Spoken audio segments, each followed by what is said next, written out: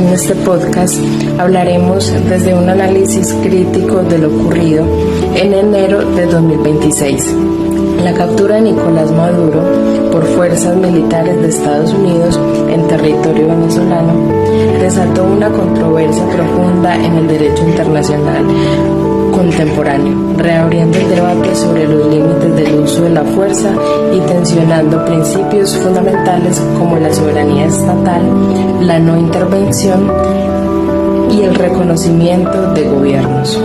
Mientras algunos interpretaron este hecho como una acción ilegítima que desconoce el orden jurídico internacional, otros lo vieron como una respuesta a la crisis política venezolana, lo que obliga a examinar si la captura de un jefe de Estado en ejercicio por fuerzas extranjeras puede encontrar justificación dentro del derecho internacional público, o si por el contrario constituye una vulneración de sus normas, especialmente al analizar elementos como la integridad territorial, la legítima defensa y la inmunidad de los jefes de Estado. En este sentido, se sostiene que dicha actuación representa una violación del derecho internacional al desconocer la soberanía de Venezuela, infringir la prohibición de la fuerza y carecer de una base jurídica válida, aun cuando pueda contar con respaldo político o social, lo cual no es suficiente para otorgarle legalidad. Todo esto se enmarca en un debate más amplio, donde la ausencia de autorización del Consejo de Seguridad de la ONU, las tensiones derivadas de bloqueos políticos como el veto y los argumentos relacionados con la seguridad internacional, el narcotráfico o la crisis interna venezolana evidencian una confrontación constante entre la legalidad jurídica y la legitimidad jurídica, planteando así una pregunta central. ¿Hasta qué punto el derecho internacional puede sostener sus límites frente a escenarios donde confluyen intereses geopolíticos, presiones sociales y disputa de poderes entre los estados? De allí planteamos una problemática. ¿Constituye la captura de Nicolás Maduro por fuerzas estadounidenses una vulneración del derecho internacional público? En el marco del análisis crítico, esta pregunta no solo invita a examinar la compatibilidad de los hechos con las normas internacionales, sino también a cuestionar hasta qué punto el sistema jurídico global logra imponerse frente a dinámicas de poder, intereses geopolíticos y crisis internas que presionan sus límites. Así, más que ofrecer una respuesta cerrada, este debate abre un espacio de reflexión donde se confronta la legalidad. Es importante saber si la intervención de Estados Unidos a Venezuela con la captura del jefe del Estado Maduro realmente fue algo legal o si realmente fue un abuso de poder. Para ello tenemos los siguientes análisis normativos y doctrinales. Inicialmente, la soberanía estatal nos habla acerca de que cada estado tiene autoridad exclusiva manejando su población y su territorio.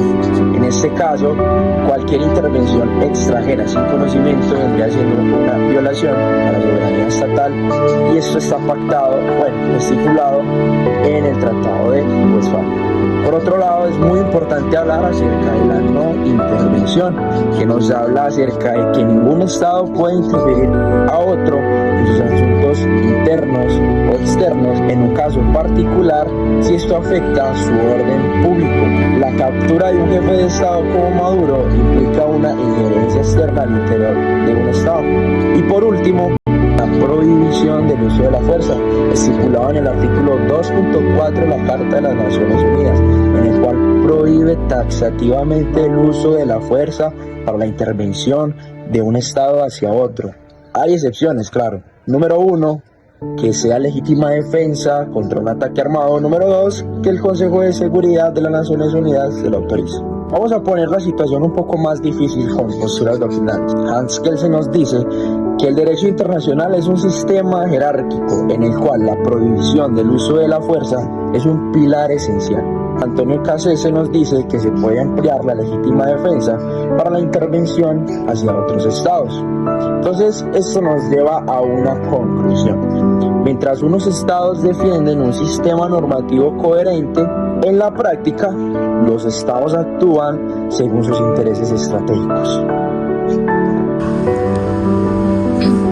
Más allá de la controversia política, este acto constituye una vulneración directa a la soberanía estatal y al principio de no intervenciones. Estamos ante una operación militar ejecutada sin el consentimiento de Venezuela ni del Consejo de Seguridad de la ONU, lo que nos deja esta acción fuera del marco legal establecido para el uso de la fuerza. Este caso lo comparamos con el caso de Manuel Antonio Noriega, donde también se utilizó una acusación penal por Estados Unidos para justificar su captura.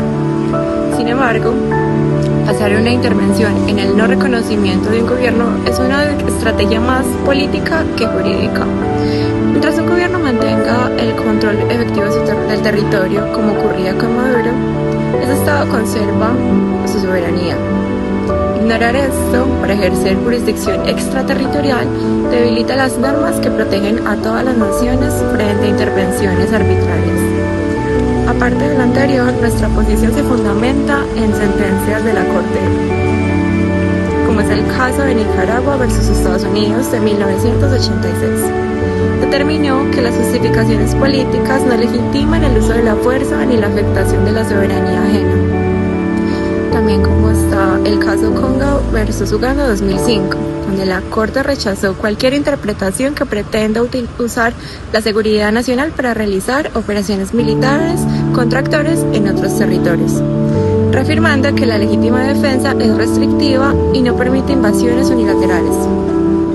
En definitiva, al no configurarse una legítima defensa ante un ataque armado previo, la captura de Maduro se consolida como un hecho internacionalmente ilícito. El derecho internacional existe precisamente para garantizar que la fuerza no sustituya a la legalidad. La idea de que los países no deben usar la fuerza es una regla clave en el derecho internacional. Autores como Hans Kelsen e Ivan Browning piensan que es una regla básica que no puede romper en una de las peores casos que se puede hacer en todo el mundo. Antonio Ramiro nos dice que el uso de la misma fuerza no es ni siquiera y realmente depende de tanto el poder que tenga el país como los otros. Eso es algo como muy similar. La doctrina Tovar, de las más potentes, o sea, de las que tienen más peso y relevancia, nos dice que la legitimidad democrática simplemente es una de las cosas, lo que simplemente podría significar de que cierren los ojos a la inmunidad que tiene un líder.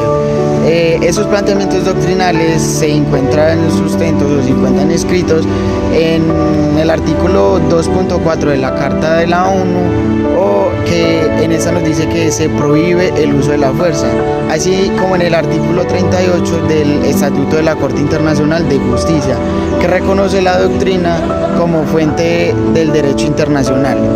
Daré una breve conclusión de todo lo que ha sido este tema tan relevante y también súper importante que se dio hasta en las noticias y todo, lo que nos lleva de que la captura viola principios del derecho internacional, ya sea la soberanía, la intervención o la prohibición del uso de la fuerza, lo cual estas tres cosas están reguladas en el párrafo 4 del artículo 2 de la Carta de las Naciones Unidas.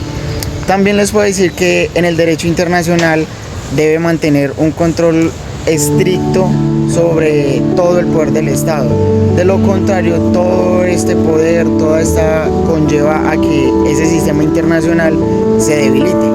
Y eso no es prácticamente que queramos hacer eso. En este caso, se destaca como el poder a menudo y puede superar al Estado del Derecho. O sea, de que si este sistema se llega a colapsar, entre comillas, estaríamos en la olla, en otras palabras, como lo podríamos decir. Pero ese no es el caso. El caso es que está súper estricto, súper bien controlado para que todos los países estemos en armonía, entre comillas, y podamos funcionar, podamos estar